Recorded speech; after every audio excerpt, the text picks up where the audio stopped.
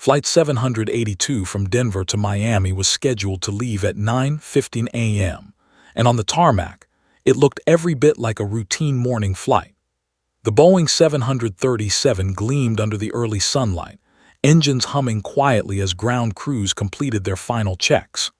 Passengers trickled onto the jetway, rolling suitcases, backpacks, and coffee cups in hand, chatting about work, vacations, or the traffic they'd left behind. No one suspected that within an hour, every routine on this flight would shatter. Inside, the cabin was filled with the ordinary sounds of travel: rolling wheels on the aisle, soft clatter of beverage carts, and the faint hiss of air conditioning. Flight attendants moved efficiently, welcoming passengers aboard, guiding elderly travelers to their seats and making sure the seat belts clicked securely. On the flight deck, Captain Ross, a tall man in his mid-40s with streaks of gray at his temples, and First Officer Miller, younger and sharp-eyed, ran through the pre-flight checklist. Their camaraderie was easy, familiar. Ross joking about Miller's obsession with coffee, Miller laughing while adjusting the altimeter. Both were experienced, with hundreds of hours logged together, and everyone assumed they would bring Flight 782 safely to its destination without incident. Among the passengers was 10-year-old Ethan Daniels. He was traveling alone for the first time, bound for Miami to visit his father. He clutched his worn, scratched toy airplane, a little model jet his dad had given him on his last visit. The toy had become a talisman, a piece of normalcy in his life that had been upended by his parents' divorce.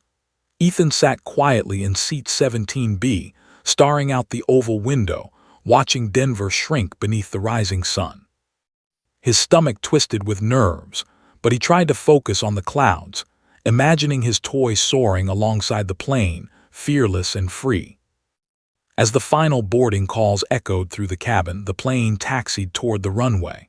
Flight attendants performed their checks one last time. Overhead bins closed, seat belts fastened, trays stowed. The engines roared to life, vibrating through the floor and walls. A few passengers murmured in excitement or anxiety, but most were simply settling into the predictable rhythm of a flight. Ethan tightened his grip on the toy airplane, whispering a quiet wish. "Please, just let me get there safely." The plane lifted smoothly into the sky, climbing through the cloudless blue with a gentle ascent. For a moment, it seemed perfect, almost cinematic, the kind of scene one might see in a travel magazine. Sunlight glinted off the wings as they caught the first rays of morning, painting a golden shimmer across the fuselage. The hum of engines, usually comforting, seemed louder than usual to Ethan, and he leaned closer to the window, mesmerized by the sprawling city below. Denver became a patchwork quilt of streets and parks, and for a moment, he almost forgot that he was alone. Inside the cabin, passengers adjusted to the routine. The seatbelt signs dimmed, phones and tablets came out, and conversations resumed. Flight attendants began their service, pushing carts down the aisles with practiced efficiency. A young woman with a baby in her arms smiled at Ethan as she passed, offering a kind nod, and he managed a small smile back. Nothing about this morning suggested danger. Nothing, that is, until the plane reached cruising altitude. At 34,000 feet, the autopilot was engaged, the engines humming steadily, and the routine of flight settled into a comforting cadence. But then, subtly at first, something changed. Captain Ross, who had been checking instruments and communicating with air traffic control, went silent. Not just silent for a moment, but completely still, his head slumped slightly. First Officer Miller, too, leaned forward in his seat, eyes wide, then slowly slumped. Neither spoke. Neither responded to the faint rattle of buttons or the periodic check-ins from Denver Center. Inside the cabin, passengers remained oblivious. Flight attendants prepared to offer drinks and snacks, unaware that the very people responsible for flying the plane were unresponsive. One attendant paused near the cockpit door, noticing the unusual stillness behind it. She knocked lightly. "Captain, First Officer, everything okay?" There was no answer. Another knock, firmer this time, still nothing. Her pulse quickened and she called the purser over. Together they pressed the intercom. Silence. The purser's hands shook as she entered the security code and cracked the cockpit door. She peeked inside and froze. Both pilots sat slumped in their seats, breathing shallowly, their eyes half closed as if they had fallen into a sudden deep sleep mid-task. The first thought that hit her was disbelief. Surely they had just dozed off, right? But then she noticed the oxygen masks dangling above, slightly ajar, and the instruments that normally blinked with routine adjustments flickering erratically. The autopilot was on, but off course, drifting toward the northeast, away from Flight 782's programmed path. Panic prickled at the edges of her mind. She had read emergency manuals, trained for situations in which a pilot was incapacitated, but never had she imagined it happening in real life. She backed away from the door, heart pounding. The cabin was blissfully unaware of the impending crisis. Bobbies cooed, passengers murmured, unaware that at that very moment they were hurtling through the sky without anyone in control. And then she heard it, a soft voice from row 17, barely audible over the hum of the engines. "I can help." Heads turned. People blinked, unsure if they had heard correctly. The voice spoke again, firmer this time. "I know airplanes. I can help." All eyes shifted toward the boy clutching a toy plane, the small, pale child who had barely made it through boarding without tears. The purser's mouth went dry. Could it be? A child? Could a child really help in this situation? As murmurs spread through the cabin, Ethan stepped forward, his small frame tense but determined. His mind raced, reciting everything his father had taught him during hours in flight simulators and at miniature airplane cockpits. He remembered the emergency procedures, the instrument panels, the autopilot controls. Every detail, memorized in the hope that it would never be needed, was now a lifeline. And though no one could yet grasp the magnitude of what was about to happen, one truth became terrifyingly clear. The fate of Flight 782 rested in the hands of a 10-year-old boy. The purser swallowed hard, looking at Ethan, then back at the cockpit. The plane kept climbing, engines thrumming steadily, unaware of the crisis within. A bead of sweat ran down her temple. Time was slipping. Every second that passed without action brought the plane closer to unknown danger. And as Ethan's small hand touched the edge of the cockpit door, ready to step inside, the hum of the engine seemed to grow louder, more ominous, as if warning the world that nothing about this flight would remain normal for much longer. The cabin, once peaceful, now held a tense, almost sacred silence. Passengers leaned forward, phones forgotten, eyes glued to the boy who might hold their lives in his hands. And in that quiet moment, suspended thousands of feet above the earth, one question hung in the air, heavier than the engines themselves. Could a child really fly a commercial airliner, or was Flight 782 about to become a disaster? The purser's hands trembled as she stepped back from the cockpit door, her mind racing. Both Captain Ross and First Officer Miller were slumped over, breathing shallow, unmoving. She stared at the dials, the flickering autopilot, the yawning array of buttons and switches she barely recognized. In her years of training, she had learned that pilots could become incapacitated, but it had always seemed like a theoretical scenario, something she read about in manuals or watched in simulations. Never in her wildest nightmares did she imagine it would happen to Flight 782, here and now midair, at 34,000 feet. She turned to the flight attendants in the cabin, their faces pale as their eyes followed hers to the cockpit. Murmurs spread through the cabin like wildfire.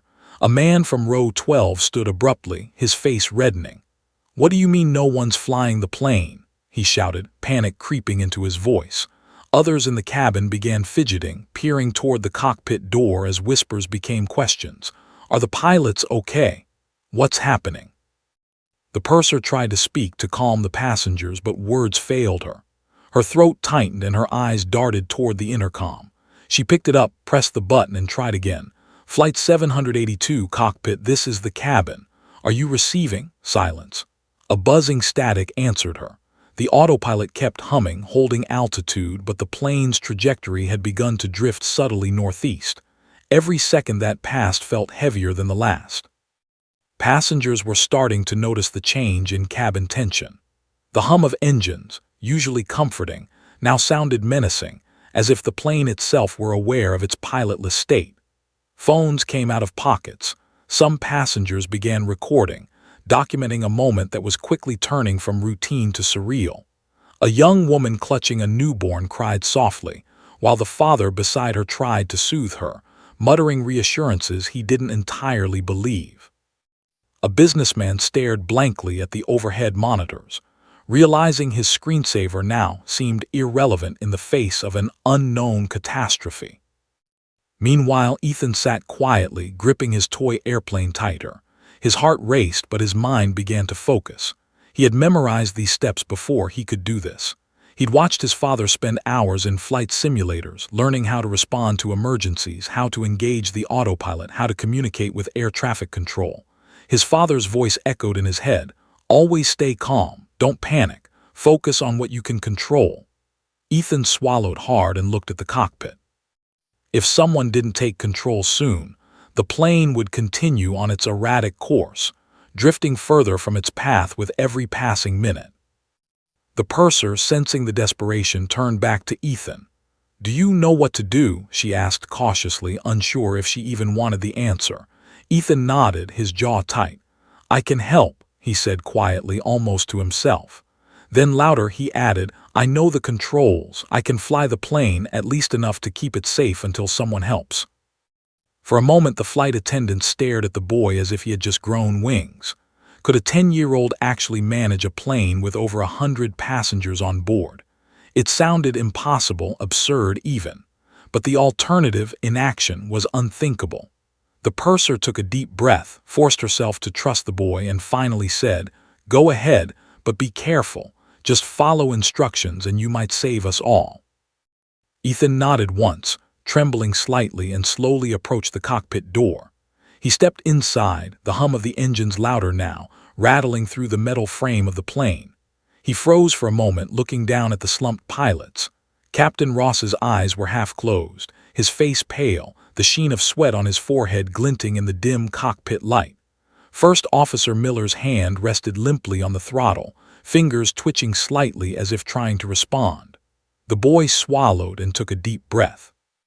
Ethan's eyes scanned the cockpit, searching for familiar controls. He found the autopilot panel first, remembering from simulator hours how to engage, adjust, and override it.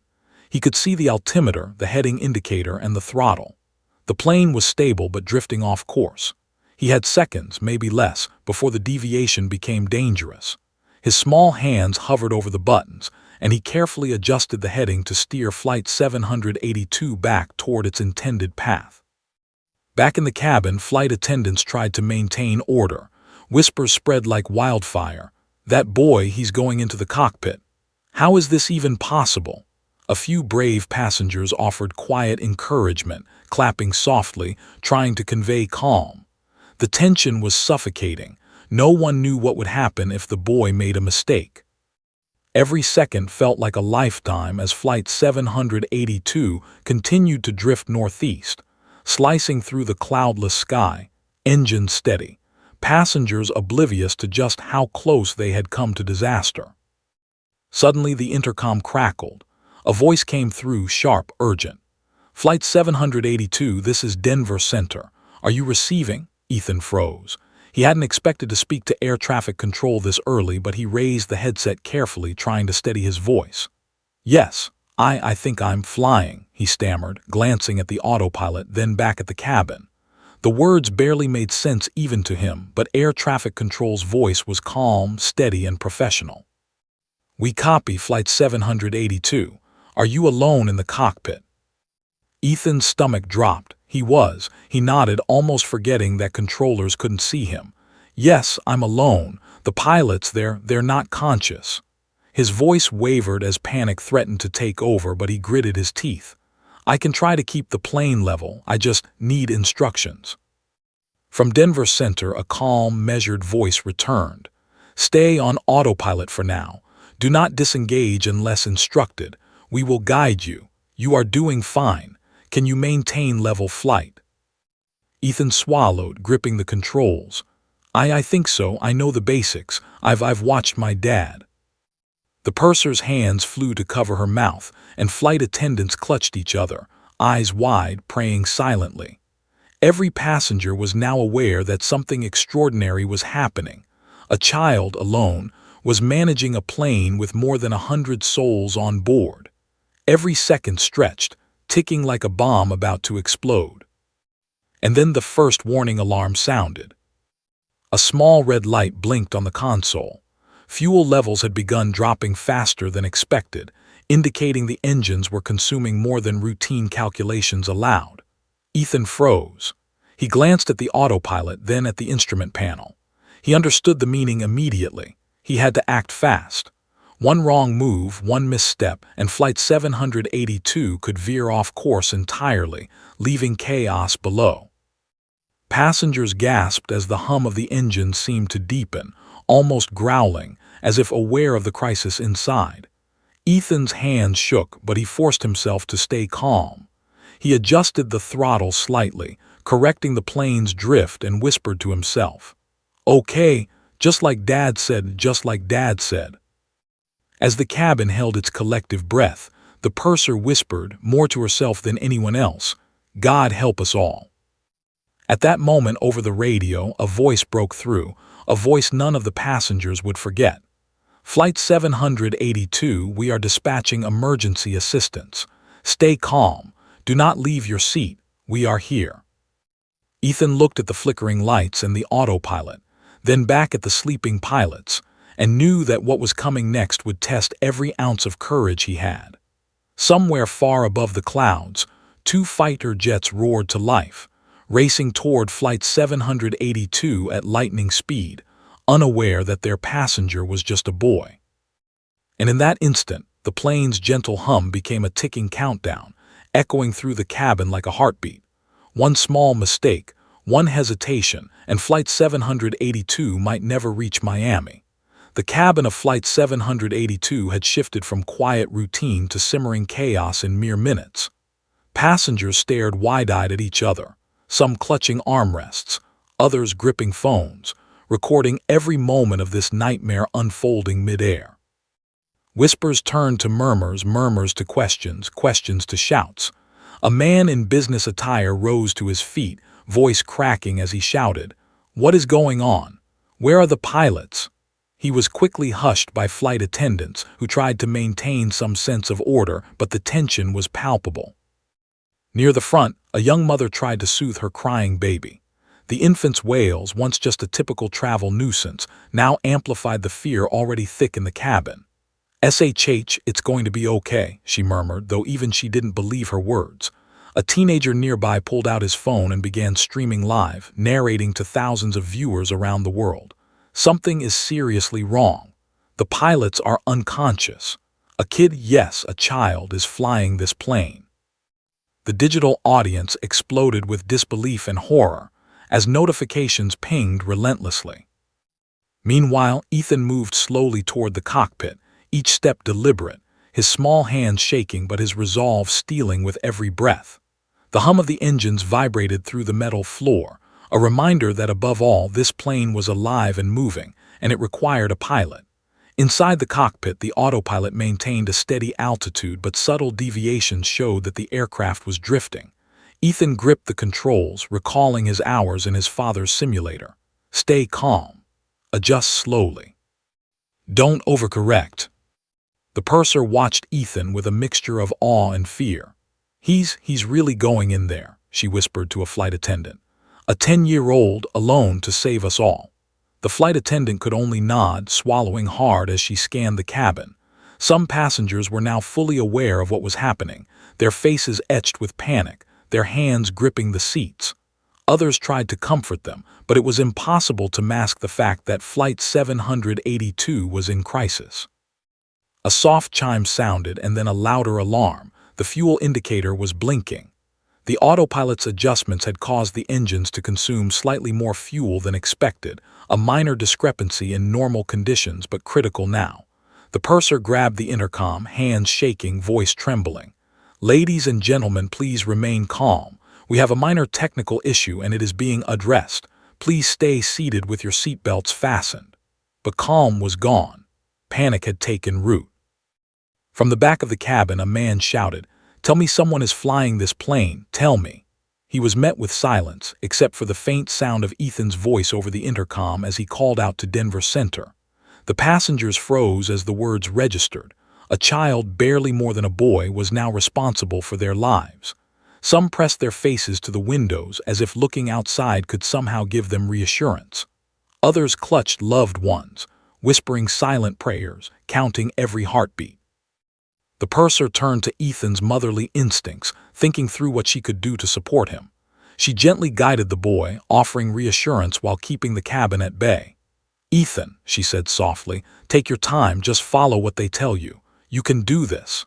Ethan nodded, swallowing hard, his small fingers hovering over the controls, ready to act. He had never imagined that this day, this ordinary Tuesday morning, would demand everything he knew about flying. Back on the radio, Denver Center spoke calmly. "Flight 782 maintain level flight. Adjust heading slightly to avoid restricted airspace. Do you understand?" Ethan's voice wavered but remained steady. Yes, I understand. I'll do it now." He pressed the button slowly, correcting the plane's drift, feeling the subtle push of the aircraft as it responded to his commands. It wasn't perfect, but it worked. Suddenly, a shadow passed across the windows. A deafening roar echoed over the fuselage. Passengers leaned forward, jaws dropping. Outside, two F-22 fighter jets streaked past the plane, their sleek forms cutting through the air at incredible speed. The lead jet approached the cockpit window, its pilot visible through the glass, gesturing urgently. The F-22s had been scrambled after the alarm was raised at Denver Center. For the passengers, it was both terrifying and mesmerizing. Military jets, a surreal sight, now escorting their small commercial airliner. Ethan froze as the roar of the fighters reverberated through the cockpit. He could feel the vibrations, could see the massive engines cutting through the air outside. His heartbeat accelerated, but he remembered the purser's words, "Follow instructions. You can do this." Slowly, he began communicating with Denver Center again, describing the situation in a trembling but clear voice. "The pilots, they're unconscious. I'm trying to keep it level. I think I can maintain altitude." The controller responded, steady and calm. "We copy Flight 782. Stay on autopilot for now. F-22s are in position. Help is on the way. Can you maintain course?" Ethan nodded, though the controller couldn't see him. I'll try," he whispered, gripping the controls so tightly that his knuckles turned white. In the cabin, passengers could sense something monumental happening. A mother whispered to her child, "That boy, he's saving us." Across the aisle, a businessman muttered under his breath, "I've never been this terrified in my life." Some passengers filmed the scene, some prayed silently, and others just stared at the cockpit door, knowing that inside, history was unfolding. As Ethan adjusted the autopilot, the plane began to stabilize. But just as hope flickered, a new alarm blared from the cockpit. A warning light indicated a minor system malfunction, a hydraulic alert. The purser stiffened. This was no longer just a pilotless flight, this was a multi-layered crisis. Ethan's eyes widened. He had never handled a malfunction in real flight, only in simulations. His mind raced. What do I do? What if I press the wrong button? Denver Center's calm voice cut through the tension. "Flight 782, stay calm. We are guiding you. Ignore the alert for now. Focus on maintaining level flight. We are coordinating with the F-22s." Ethan took a deep breath, focusing on the hum of the engines, the flicker of instruments, the small reassurance of the autopilot. Slowly, carefully, he nudged the controls, keeping the plane level. The cabin held its collective breath, watching, waiting. Every second stretched into eternity. Passengers exchanged terrified glances, some gripping loved ones, others muttering prayers. The realization hit everyone simultaneously. A 10-year-old boy was keeping Flight 782 from disaster. And then a sudden jolt shook the plane, a mild turbulence, nothing unusual in theory but terrifying in context. The overhead bins rattled, passengers gasped, and the roar of the F-22s outside intensified. Ethan's heart raced, sweat prickling at his temples.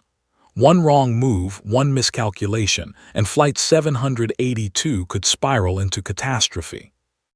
And yet, with trembling hands and a racing heart, he pressed forward, gripping the controls, determined to hold the plane steady. The autopilot beeped softly in response to his adjustments, as if acknowledging his small but critical authority over the massive aircraft. Outside, the F-22s circled closer, ready to intervene if needed, their presence a silent promise of backup. But inside, the clock was ticking. Fuel levels still dropped, alarms continued to flash, and Ethan realized that he was now not just a passenger, not just a scared child. He was the last hope for everyone on board. The purser whispered again, clutching her clipboard like a lifeline, "God help us all." And as the plane hummed through the sky, suspended between danger and salvation, the voice of Denver Center spoke again. "Flight 782, we need you to prepare for a course adjustment. Are you ready?" Ethan's small fingers hovered over the autopilot. He swallowed hard, took a deep breath, and whispered, "I'm ready." The cabin waited, silent, every eye fixed on the cockpit, as Flight 782 hurtled toward an uncertain fate. Ethan's small hands hovered over the cockpit controls, every muscle tensed, every heartbeat pounding in rhythm with the roaring engines. His mind raced as he tried to remember everything his father had taught him. Flight simulators, emergency drills, instrument panels, every detail came flooding back. For years, he had quietly absorbed knowledge that now seemed almost absurdly useful. This was the moment he had never imagined, applying every lesson, every observation in real life, with over 100 lives hanging in the balance. The intercom crackled.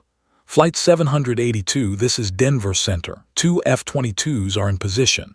They will escort you and guide the aircraft if necessary. Do you understand?" Ethan swallowed hard, nodding even though the controllers couldn't see him. "Yes, I understand. I'll follow instructions." His voice wavered, but he pressed forward, adjusting the autopilot carefully, nudging the plane back toward its intended flight path. The F-22s appeared outside the cockpit windows like twin shadows of steel and fire. Their sleek, black forms cut through the sky with precision. One pilot waved, gesturing for Ethan to maintain course while they assessed the situation. The sheer presence of the jets was intimidating, machines designed for war, now tasked with escorting a small commercial plane flown by a child. Ethan felt a tremor of fear, but he forced himself to focus. The cockpit instruments blinked and beeped, a constant reminder that every second mattered.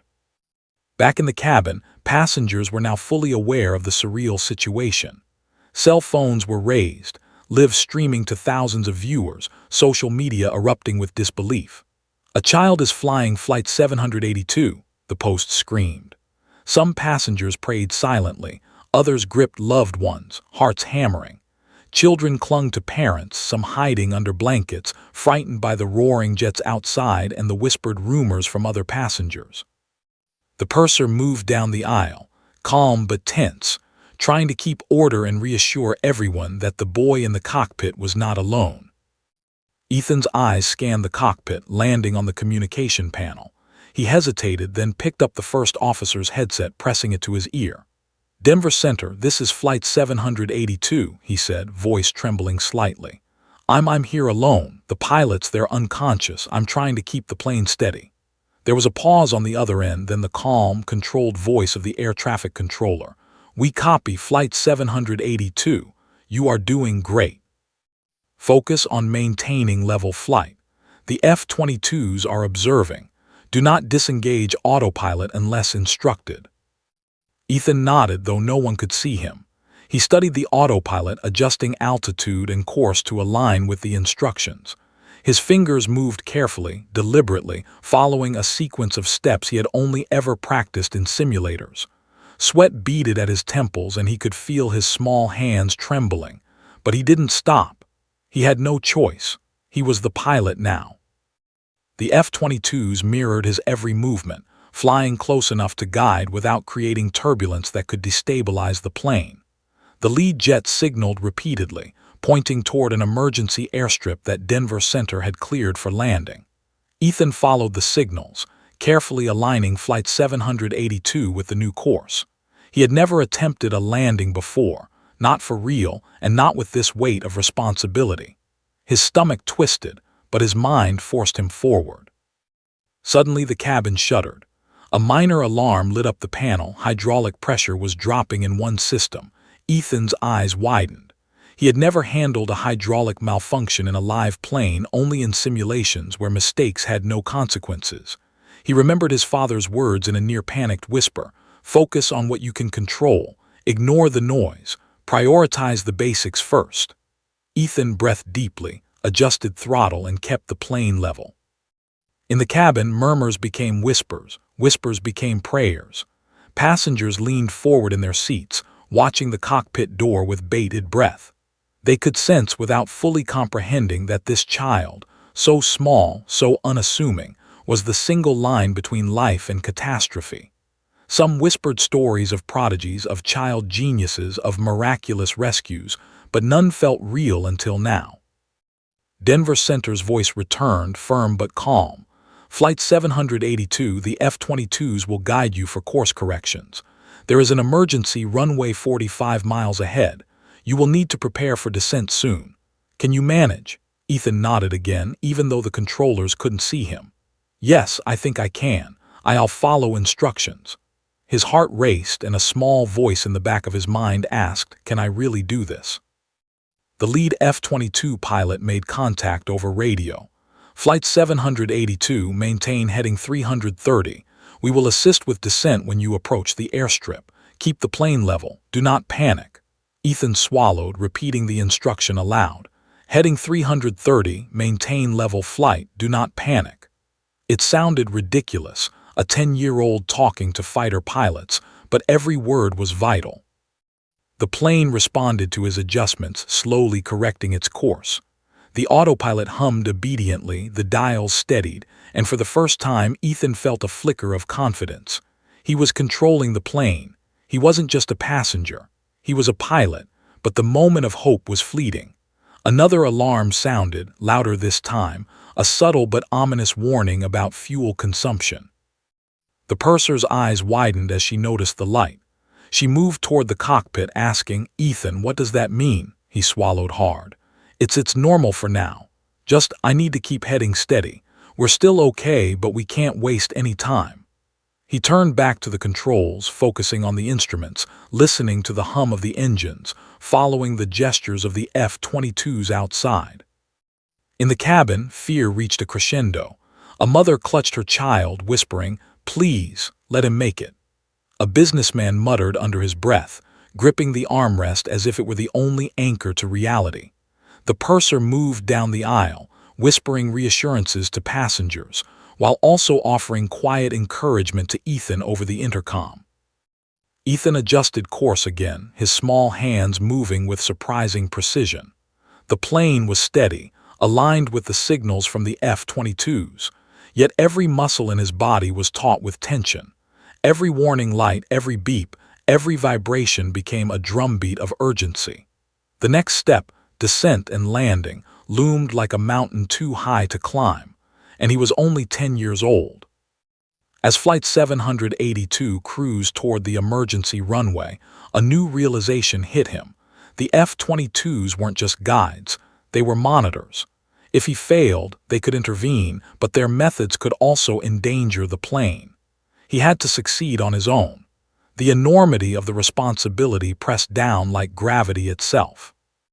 And then a sudden tremor of turbulence shook the fuselage. Passengers screamed, oxygen masks rattled in their compartments, and the plane swayed slightly. Ethan gritted his teeth. He had to act immediately. The autopilot was helping, but he was now the one actively steering the aircraft through danger. Every instinct, every lesson, every ounce of courage was now in play. The cabin went silent again, holding its breath as Flight 782 surged forward, engines roaring, with a 10-year-old boy at the controls. Outside, the F-22s flanked the plane, their presence both terrifying and comforting. And in the cockpit, Ethan's eyes darted between instruments, alarms, and the fading horizon ahead, realizing that the most critical moment, the approach to the runway, was fast approaching. In that heartbeat of anticipation, one question lingered over everyone on board. Could a child truly land a plane this size, this heavy, this full of lives, without a single adult to guide him? Ethan's fingers hovered over the controls as Flight 782 descended toward the emergency airstrip, his small knuckles white from gripping the yoke so tightly. The hum of the engines vibrated through the cockpit, a constant reminder of the lives now dependent on him. Every instrument dial, every warning light, every fluctuation in altitude screamed urgency. He was no longer just a passenger. He was the pilot, the lone guardian of a plane full of souls hurtling through the sky. The F-22s stayed close, their sleek black forms cutting through the air with the precision of predators, guiding him along the safest path. The lead pilot gestured repeatedly, signaling adjustments to heading and speed. Ethan followed carefully, nudging the controls slowly, matching their guidance. Outside the window, the runway in the distance grew larger, yet it seemed impossibly far, a thin line of asphalt slicing across green fields. Every second, the ground approached faster, the plane still carrying its precious human cargo. "Denver Center, Flight 782, Ethan whispered into the headset, voice trembling but steady. "We're approaching the runway. I'm ready for descent instructions." The controller's voice came calm and measured, almost like a lifeline in the chaos. "Flight 782, maintain current heading. Reduce speed gradually. Begin gradual descent. Keep the plane level. F-22s will guide you visually. We'll talk you through each step." Ethan's heart pounded. He repeated the instructions under his breath. Back in the cabin, passengers leaned forward, eyes glued to the cockpit door. Some clutched loved ones, others prayed silently, some filmed with wide-eyed disbelief. The purser moved down the aisle quietly, offering whispered reassurances. "He's doing it. He's keeping us safe. Stay calm." But calm was a fragile veneer. The roar of the engines, the subtle dips and rises of the descent, and the sight of the fighter jets outside created a tension that made it impossible for anyone to relax. Ethan's small hands moved across the cockpit controls, adjusting speed, flaps, and autopilot settings, every motion deliberate, every adjustment critical. His mind recalled every lesson, every hour spent with his father in simulators, aligning instruments, reading the altimeter, watching the vertical speed indicator. Nothing in his life had prepared him for this exact scenario, yet the lessons now became his lifeline. The plane responded slowly but surely to his adjustments. Then another warning light blinked red, landing gear not deployed. Ethan's heart leaped. He remembered the procedure from training but had never executed it in real life. "Flaps, gear okay, keep steady," he whispered. Hands shaking, he moved the throttle to slow the plane, then extended the landing gear lever. The cockpit shuddered as the gears engaged. A dull thud reverberated through the fuselage, followed by a reassuring click. He had done it correctly. But the sense of relief was fleeting. Turbulence picked up suddenly. A low, uneven roar passed through the engines as a sudden air pocket jostled the plane. The wings dipped slightly, and a collective gasp echoed from the cabin. Ethan's stomach lurched. He gritted his teeth and pushed the yoke forward gently, countering the dip. The autopilot beeped softly, stabilizing the aircraft in response to his input. His heart hammered, sweat prickling on his brow, but he continued to focus, balancing fear and precision in a way only sheer necessity could demand. The F-22 lead pilot circled closer, gesturing rapidly. Ethan understood immediately. They were signaling the plane's alignment with the runway. He adjusted heading slightly, aligning Flight 782 with the strip below. The world outside the cockpit window was a blur of green fields, farmhouses, and roads stretching toward the horizon. He had never imagined a landing could feel so monumental. "Flight 782, Denver Center's voice cut through, calm but insistent. "You are aligned. Begin final descent.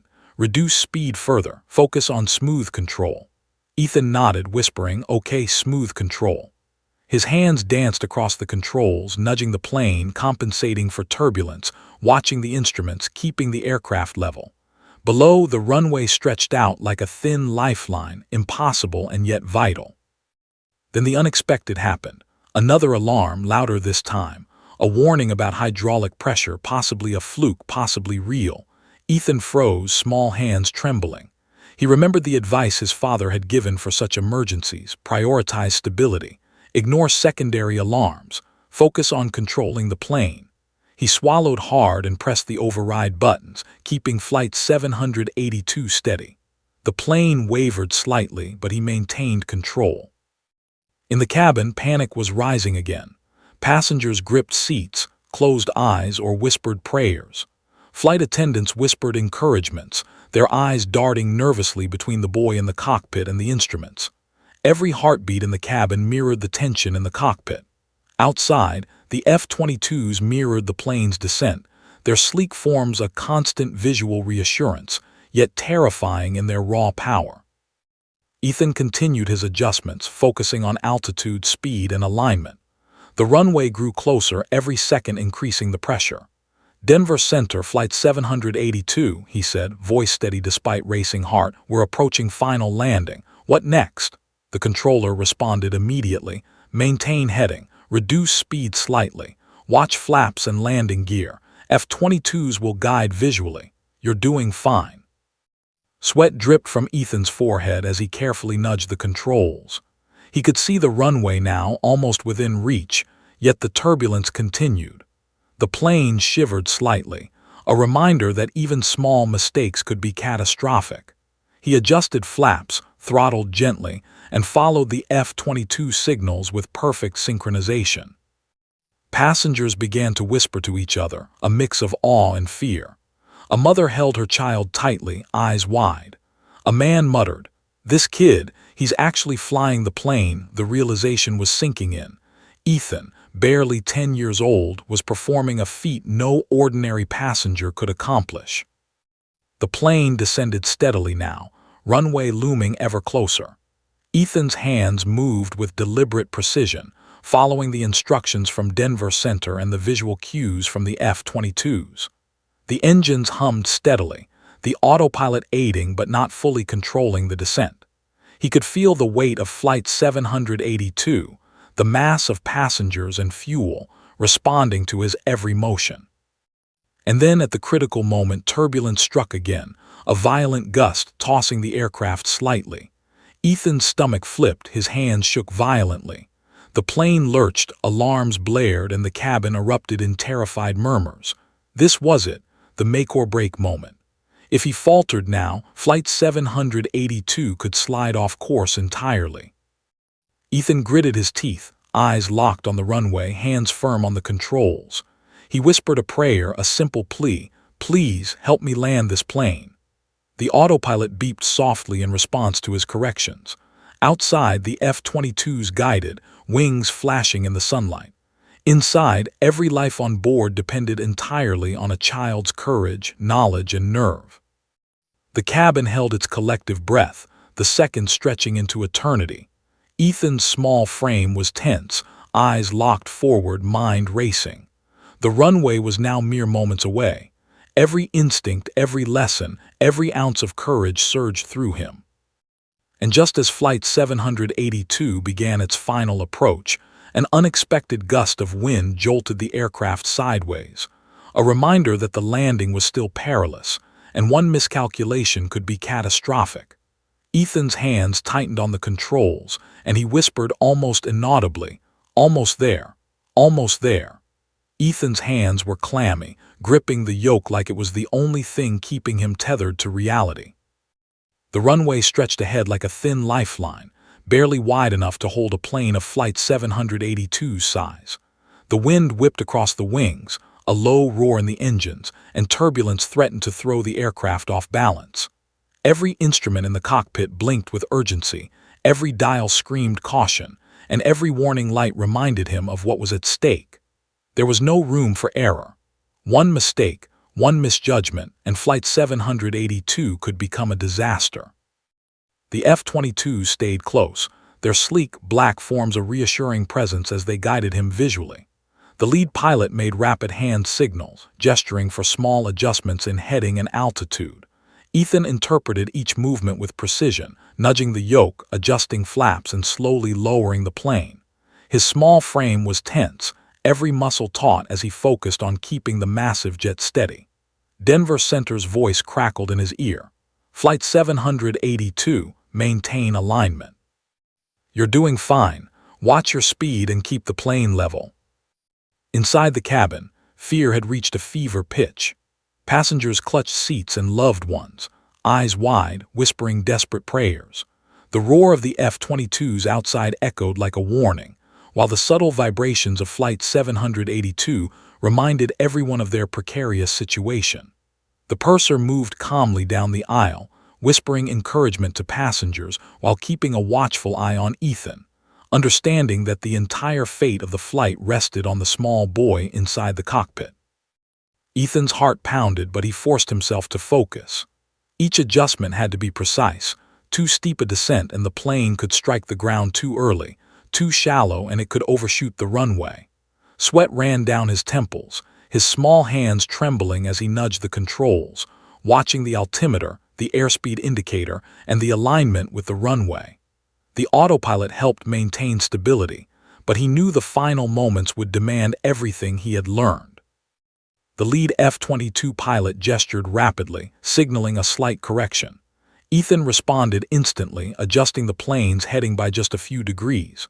The runway now filled more of the cockpit window, long and seemingly endless. He could see the painted lines, the tarmac stretching into the distance, a fragile path to safety. His stomach twisted, but he forced himself to breathe, remembering the mantra his father had drilled into him: stay calm, focus, one step at a time. Suddenly the plane shuddered violently. A stronger gust of wind struck the wing, throwing the aircraft slightly off balance. Alarms beeped sharply, red lights flashed across the cockpit. Ethan froze for a split second. One wrong move could send the plane into catastrophe. But then he remembered his father's words: don't panic, react calmly. His fingers moved with careful precision, correcting the tilt, leveling the wings, and maintaining alignment with the runway. The plane responded, shuddering once more, then stabilizing. Inside the cabin, screams of fear mixed with whispered prayers. Some passengers pressed their faces to the windows, unable to look away from the sky and the approaching runway. Others clutched loved ones, holding on with desperation, hearts hammering. One woman whispered to a stranger, "This boy, he's our only hope." The man could only nod, eyes wide with terror and awe.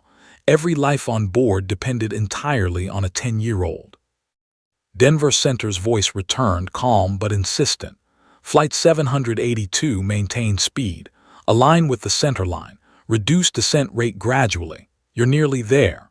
Ethan swallowed hard, repeating the instructions under his breath. He nudged the throttle slightly, adjusted flaps incrementally, and carefully monitored the plane's speed. The runway was growing larger in the window, but the wind gusts remained unpredictable. Every second felt stretched to infinity. The F-22s shifted position slightly, one moving to the left and another to the right, creating a visual corridor for Flight 782. Ethan's eyes darted between the instruments, the runway, and the fighter jets. His mind raced, calculating speed, altitude, and descent rate. The plane responded to his small, deliberate adjustments, inching closer to the runway with every passing second. He could feel the weight of the aircraft pressing down, the hum of the engines vibrating through the controls, a constant reminder that there was no margin for error. Then a new complication. Another alarm flashed, a minor hydraulic pressure warning. Ethan's stomach lurched, but he didn't falter. He remembered the instructions: prioritize control, ignore secondary alarms. His small hands moved carefully, compensating for any deviation, keeping Flight 782 level. The autopilot beeped, assisting subtly, but it was his decisions, his courage, and his focus that held the plane steady. The runway was now directly ahead. Ethan adjusted the descent slightly, lowering the plane carefully, following the guidance of the F-22s. Outside, the tarmac stretched like a lifeline, each painted line growing sharper, clearer. The passengers pressed against their seats, silent in anticipation. The cabin held its collective breath as Flight 782 descended, engines roaring, wings slicing through the air. Denver Center's voice guided him through the final adjustments. Maintain alignment, reduce speed further, keep flaps steady, you're almost there. Ethan nodded, focusing on the instruments, the F-22 signals and the runway ahead. His small body tensed with every gust of wind, every vibration, every subtle motion of the plane. The moment of truth was here. And then, as the wheels neared the tarmac, turbulence struck again, stronger this time, throwing the plane slightly to the left. Ethan's heart leaped into his throat. He corrected instantly, nudging the yoke and adjusting throttle. The landing gear touched down, bouncing slightly, the brakes engaging, and the plane shuddered across the runway. A collective sigh, or was it a gasp, escaped the cabin. Flight 782 was still alive. But the runway wasn't over yet. Ethan had to slow the plane without overcorrecting. He eased the throttle back, engaged spoilers, and allowed the plane to decelerate safely, the F-22s flanking him until full control was regained. Every passenger held their breath, eyes wide, clinging to seats or loved ones. For 10 minutes, it had felt like an eternity. Now, the plane slowed steadily, approaching a stop. Finally, Flight 782 came to a complete halt on the runway. Silence swept through the cabin, broken only by soft sobs, whispered prayers, and the quiet hum of the engines. Ethan's small hands trembled as he leaned back, exhaling a shaky, victorious breath. The purser entered the cockpit, tears streaming down her face. You did it," she whispered. Ethan nodded, barely able to comprehend what had just happened. Outside, the F-22s circled once, then pulled away, their pilots acknowledging the successful landing. Flight 782 was safe, alive, a testament to courage, focus, and an unbelievable display of bravery from a 10-year-old boy. But even as passengers began to absorb the miracle, one question lingered in everyone's mind. How had a child become the sole savior of Flight 782, and what would happen next? The roar of the engines finally quieted as Flight 782 sat motionless on the tarmac, tires steaming from the abrupt braking, wings trembling slightly in the wind. Silence fell over the cabin for a heartbeat that seemed to stretch into eternity. Passengers stared at each other, wide-eyed, mouths agape, unable to speak. Some sobbed openly, some clutched loved ones, still too overwhelmed to move, while others raised phones, capturing the aftermath, documenting what felt like history itself. The surreal reality of what had just occurred began to sink in. They were alive. Ethan slumped back in the cockpit seat, trembling from adrenaline and exhaustion. His small hands were raw from gripping the yoke, fingers slick with sweat. The autopilot panel glimmered faintly in front of him, instruments ticking softly, a quiet reminder of the chaos he had just navigated. He could hardly comprehend that minutes ago, the plane had teetered on the edge of disaster, and now, miraculously, it rested safely on the runway. The purser appeared at his side, tears streaming down her face. "Ethan, you saved us all," she whispered, voice breaking. "You actually saved us all." Ethan's gaze lifted, wide eyes meeting hers. He could only nod faintly, too exhausted for words. For 10 years old, he had just achieved something that would etch his name into aviation history. But for him, there was no time to revel in victory. The pilot's condition still loomed over everything. Inside the cockpit, Captain Ross stirred slightly, his eyelids fluttering. First Officer Miller was less responsive, but a weak pulse indicated life. Ethan's small heart clenched with worry. He pressed the intercom. "Cabin crew, get a medic in here. The pilots, they need help." Within minutes, paramedics and airline personnel rushed into the cockpit, assessing the incapacitated crew. Passengers watched from the cabin, holding their breaths as professionals tended to the pilots. The realization hit them fully. The disaster had been averted by the courage and skill of a 10-year-old boy. Outside the plane, emergency vehicles swarmed the tarmac, lights flashing in the late morning sun. Fire trucks, ambulances, and police cars formed a protective perimeter around Flight 782. The airport had mobilized rapidly, responding to a situation that was already legendary by social media reports. Reporters and photographers gathered at a safe distance, phones live streaming, cameras trained on the aircraft, and the miraculous boy inside. News helicopters hovered overhead, capturing aerial footage of the scene. Inside the cabin, passengers were slowly allowed to unbuckle. Some staggered to the aisles, tears streaming freely, hands pressed to their faces. The hum of whispered conversations filled the space, everyone trying to process what had just happened. Mothers hugged children, fathers embraced partners, strangers clasped hands. The purser guided them calmly, acknowledging the collective trauma while emphasizing the heroism that had saved them all. "He's right there," she said softly, gesturing toward the cockpit. "The boy. He did this, all of this, we owe him everything." Ethan's small frame was helped out of the cockpit by airline staff, blinking in the sunlight, exhausted, shaken, yet quietly triumphant. Passengers craned their necks, some stepping forward to offer thanks, applause breaking out spontaneously throughout the cabin. Many whispered prayers of gratitude. A few shook their heads in disbelief. A 10-year-old had just flown a commercial airliner safely, guided by F-22 fighter jets and air traffic controllers. A scenario so unbelievable it seemed cinematic, yet real. Paramedics wheeled Captain Ross and First Officer Miller away, monitoring their vital signs. Airline officials assured passengers that the pilots were stable and would recover, though the cause of their sudden incapacitation remained under investigation. Questions swirled: illness, exposure, contamination. But for now, all that mattered was survival. Flight 782 had landed, and the worst had been avoided. As passengers disembarked, the media swarm intensified. Camera flashes lit the tarmac as reporters surrounded Ethan, eager for a comment, a soundbite, any insight into the boy who had achieved the impossible. Airline executives arrived, shaking hands, thanking staff, and hailing Ethan as a hero. His parents were rushed to the scene, overwhelmed with emotion. His mother clutched him tightly, tears streaming, whispering, "You did it, Ethan. You saved everyone, my brave boy." His father rested a hand on his shoulder, voice breaking. "I've never been prouder. You kept your head. You stayed calm. You saved them all." Social media erupted.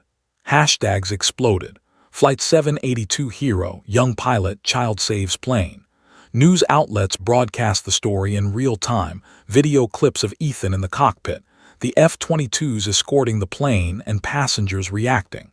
Interviews began with passengers, flight attendants, and emergency responders. Each narrative highlighted the bravery, composure, and unbelievable skill of a child. Millions across the globe watched, hearts in their throats, awed by the miracle they had witnessed through screens. Despite the applause and media attention, Ethan remained quietly observant. He had acted because there was no choice, because the lives on board depended on him. Heroism was not glamorous in his mind. It was responsibility, focus, and courage under pressure.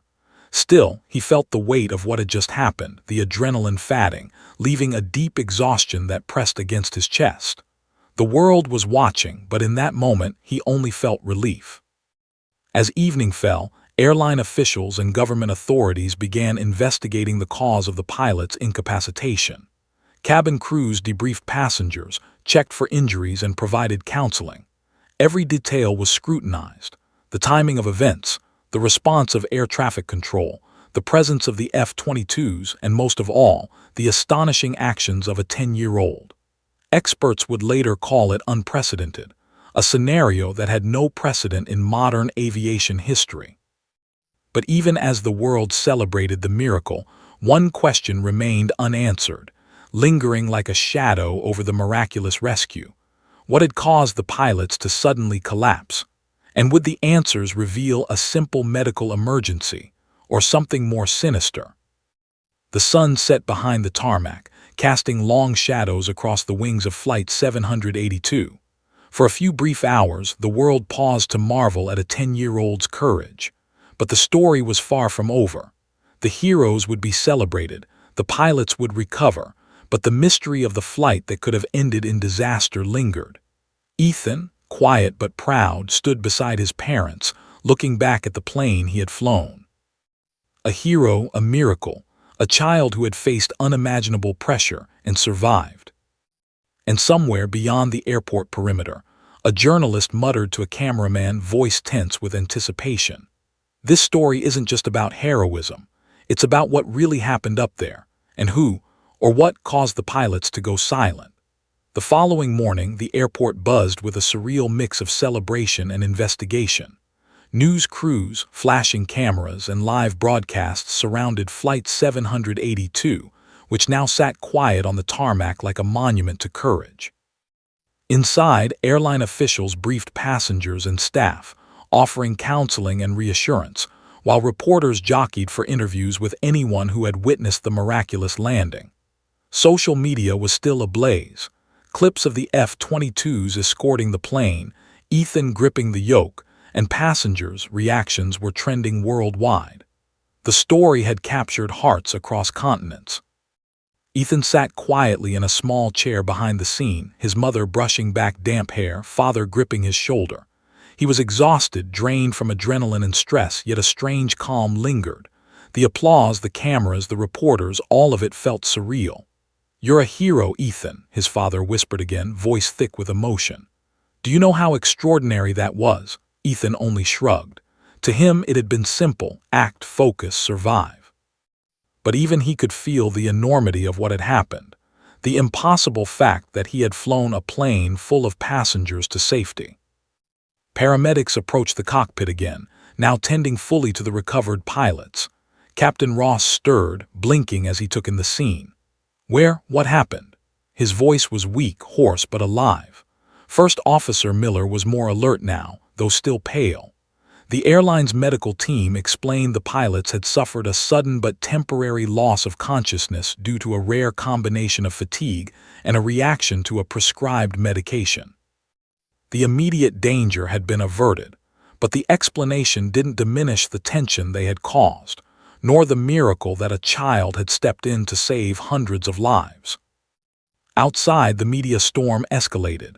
Helicopters hovered, capturing aerial shots of the plane, the escorting F-22s now framed as legends of a single dramatic story. Reporters clamored for interviews with passengers. Mothers, fathers, businessmen, and children relived every second of the descent. Many could not stop shaking. Others whispered thanks over and over. A flight attendant, her voice trembling, described the moment Ethan had entered the cockpit. "I didn't think a child could do it, but he was calm, precise. He knew exactly what to do. He saved us all." Ethan's story became an overnight sensation. Social media feeds overflowed with clips, memes, and tributes. Hashtags like Flight 782 Hero and Child Pilot went viral. News anchors recounted the extraordinary events, replaying video of the F-22 escort, cockpit footage, and passenger reactions. Experts weighed in. No precedent existed in aviation history. 10-year-olds had never flown commercial aircraft in emergencies before.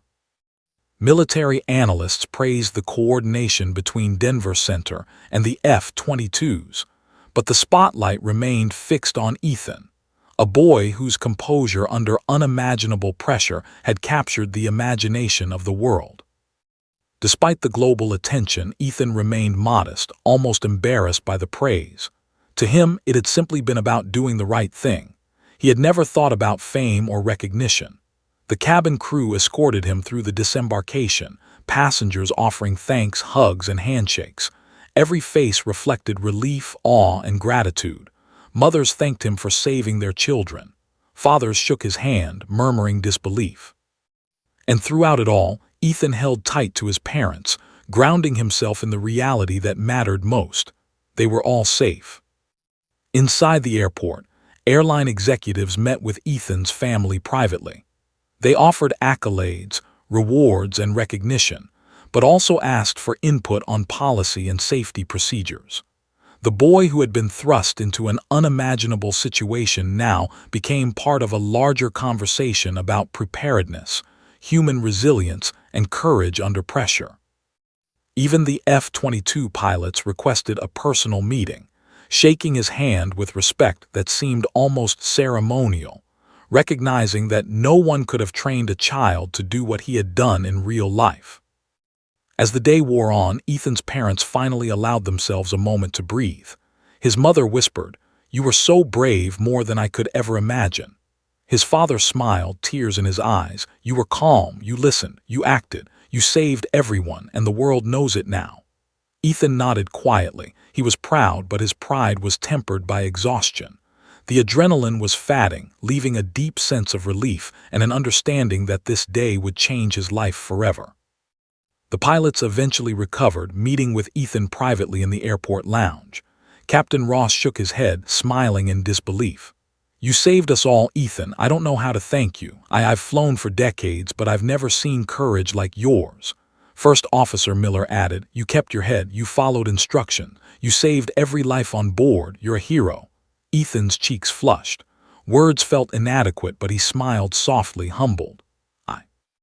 I just did what I had to do," he said quietly. Even as the human drama unfolded, questions lingered. Investigations into the pilots' sudden incapacitation continued. Analysts studied every detail: medications, sleep cycles, cockpit environment, and emergency protocols. Airlines around the world reviewed safety procedures. Media outlets speculated endlessly, some drawing sensational conclusions, others emphasizing the boy's heroism. But no matter the debate, one fact remained unchallenged. Flight 782 had survived because a 10-year-old had risen to an unimaginable challenge. By evening, the airport quieted. The tarmac cleared, emergency crews departed, and Flight 782 sat as a silent monument to courage. Ethan's story had traveled far beyond the confines of the airport, inspiring millions. Across homes, offices, and social media feeds, people marveled at the bravery and focus of a child. Teachers, parents, and even pilots praised his instincts, highlighting the importance of knowledge, composure, and courage. The boy who had flown a plane had become a symbol of hope, resilience, and human potential. As Ethan, his parents, and the cabin crew left the airport, the sun set behind them, casting long golden shadows across the runway. He paused for a moment, glancing back at the plane he had guided to safety. For a 10-year-old, the weight of what he had achieved was almost incomprehensible. But in that moment, there was peace. The passengers were safe. The pilots were recovering. The world was watching and inspired. And somewhere, far above in the fatting sky, the memory of the F-22's roar lingered. A silent salute to courage, precision, and a boy who had stepped into the cockpit when the world needed him most. Flight 782 was no longer just a number. It had become a story of heroism, of the impossible made real, and a reminder that sometimes extraordinary courage can come from the most unexpected places.